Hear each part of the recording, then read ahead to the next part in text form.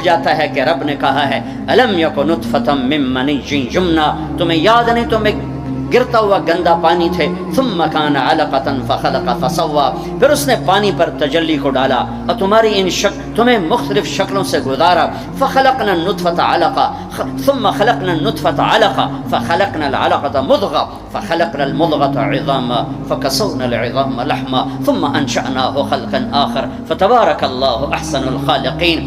بہت جلدی انسان بھولتا ہے کہ ایک گندے پانی پہ بنی ہوئی تصویر ہے اور یہ مٹ جانے والی تصویر ہے، اور یہ جو کچھ اس کے ہاتھ میں ہے، جس پر اس کو ناز ہے، تکبر ہے، اکڑ کے چلتا ہے، ایڑی مار کے چلتا ہے، انسان کو انسان نہیں سمجھتا، نوکروں کو جانور سمجھتا ہے، گیٹ کیپروں کو جانور سمجھتا ہے۔ یہ سارے مالداروں کے گیٹ کیپر جب یہ انٹر ہوتے ہیں ان کو سلوٹ مارتے ہیں۔ ارے یہ فرعونیت چھوڑ دو، تمہیں اللہ یہاں کھڑا کر سکتا ہے، تم گیٹ کیپر رکھو کوئی منع نہیں، تم گارڈ رکھو کوئی منع نہیں، یہ کیوں کرواتے ہو؟ ڈرو اس دن سے جس دن اللہ تمہاری نسل کو یہاں کھڑا کر دے۔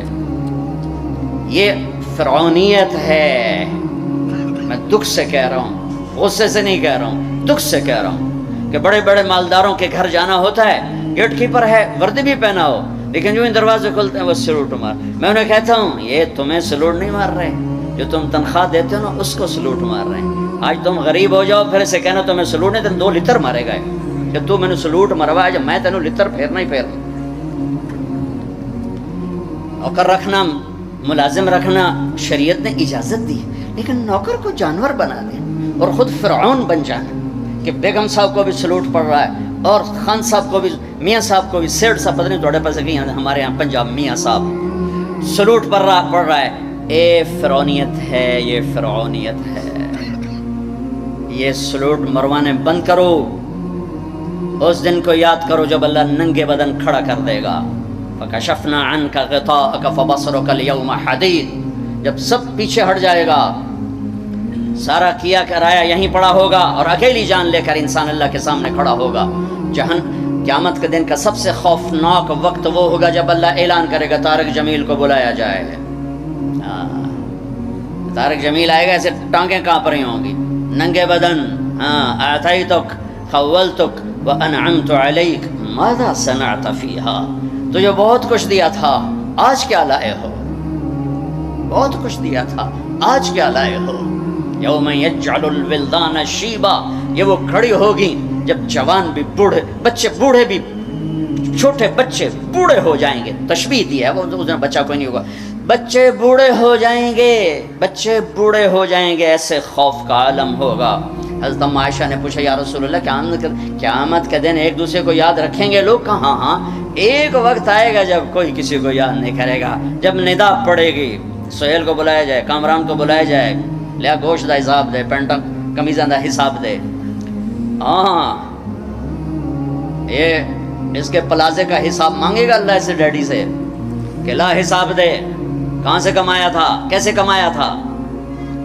یوم یجعل الولدان شیبا، بچے بوڑھے ہو جائیں گے خوف سے، اللہ رزق دے جھک جاؤ، اللہ رزق دے جھک جاؤ، اللہ رزق دے جھک جاؤ، تکبر میں نہ آؤ، انسان کو جانور نہ بنا دو، انسان سمجھو۔ میرے نبی نوکروں کے ساتھ بیٹھ کے کھانا کھاتے تھے، اپنے ملازموں کے ساتھ بیٹھ کے کھانا کھاتے تھے۔ تمہارے گھروں میں نوکروں کے برتن الگ ہوتے ہیں، تمہارے الگ ہوتے ہیں۔ تمہارے برتن میں نوکر پانی پی لے اس کی شمت آ جاتی، تمہارے برتن میں نوکر روٹی کھا لے اس کی شمت آ جاتی۔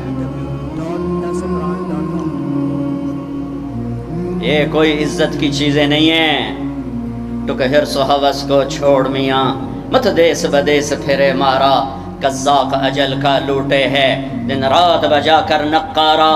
کیا بدیا بھینسا بیل شتر، کیا گونی پلہ سر بھارا، کیا گیہوں چاول موٹ مٹر، کیا آگ دھواں اور انگارا، سب ٹھاٹھ پڑا رہ جائے گا جب لاد چلے گا بنجارا۔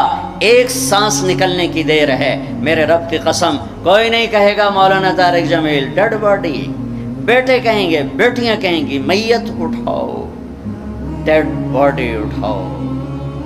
کوئی نہیں کہے گا جنرل صاحب کو اٹھاؤ، حضرت علامہ صاحب کو اٹھاؤ، کوئی نہیں کہے گا صدر صاحب کو اٹھاؤ، ڈیڈ باڈی اٹھاؤ۔ ملک فہد مرحوم فوت ہوئے، میں حرم میں تھا، ان کی غائبانہ نماز جنازہ میں آگے ہو کے بیٹھا کہ میں سنوں آج کیا اعلان ہوتا ہے، چونکہ روزانہ اعلان ہوتا ہے الصلاۃ علی المیت، میت کی نماز جنازہ۔ آج تو ان کا بادشاہ مرا ہے، آج تو پتہ نہیں کتنے ٹائٹل دے کر کہیں گے۔ آواز آئی الصلاۃ علی المیت، میت کی نماز پڑھو۔ او میرے بھائی بہنوں، کیوں اس مٹ جانے والی دنیا پہ تکبر کا شکار ہوتے ہو؟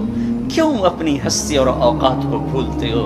کیوں اللہ کے غریب بندے بندیوں کو جانور اور چیونٹیاں بنا دیتے ہو؟ کیوں اپنے آپ اپنی ہستی کو بھول جاتے ہو؟ پیٹ کا پھٹ جانا یاد، 4 دن کے بعد قبر کھودو، تمہیں پتہ چل جائے گا کہ کیا ہستی ہے، کیا اوقات ہے۔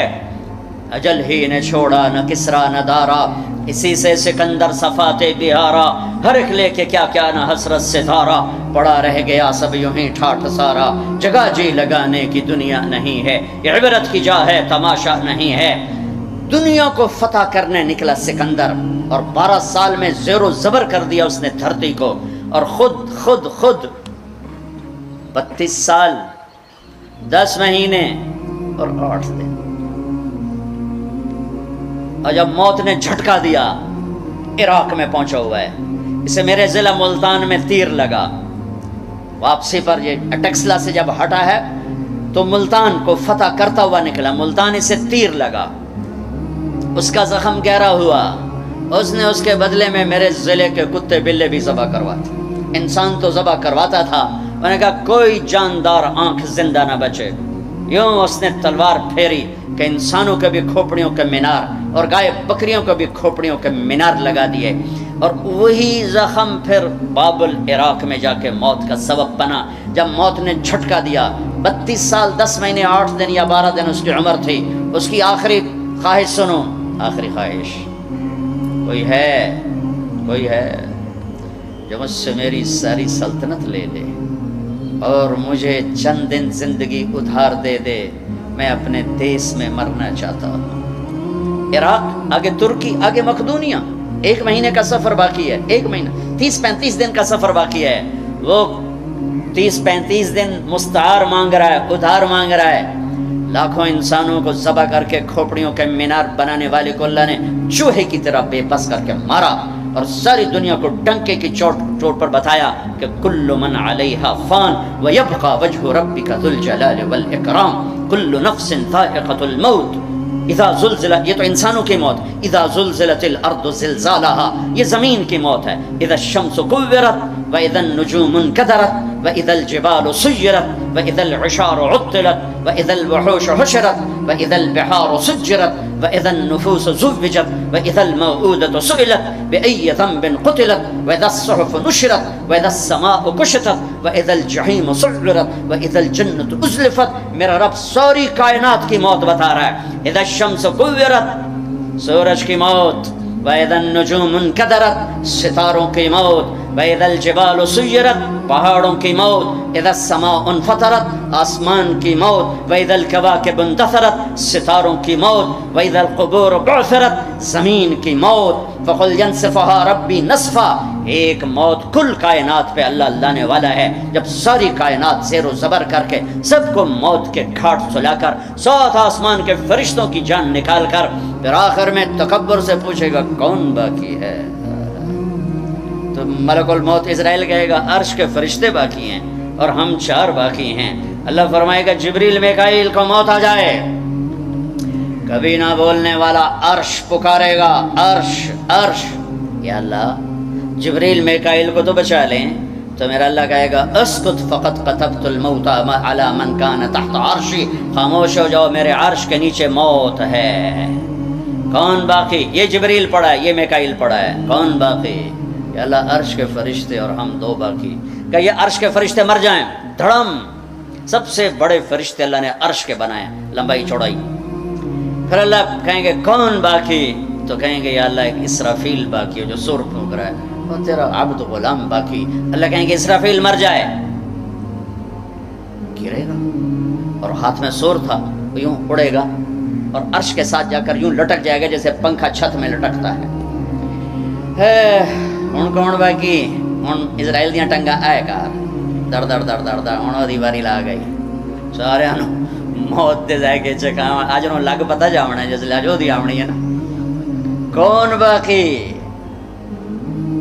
تو ایسے کانپتے ہوئے کہے گا یا اللہ اب تو تیرا غلام ہی باقی تو میرا اللہ کہے گا مت فإنک خلق من خلقی جا تو بھی مر جا تو بھی میری ایک مخلوق ہے ساری کائنات موت کے اندھیروں میں دھکیلنے کے بعد کہے گا اللہ کہے گا من کان لی شریکا فلیأتِ کوئی میرا شریک ہے تو سامنے آؤ کوئی ہے ہی کوئی من کان لی شریکا فلیأتِ دوسری دفعہ کوئی میرا شریک ہے تو سامنے آؤ کوئی بھی نہیں پھر من کان لی شریکا فلیأتِ ہے کوئی تو آؤ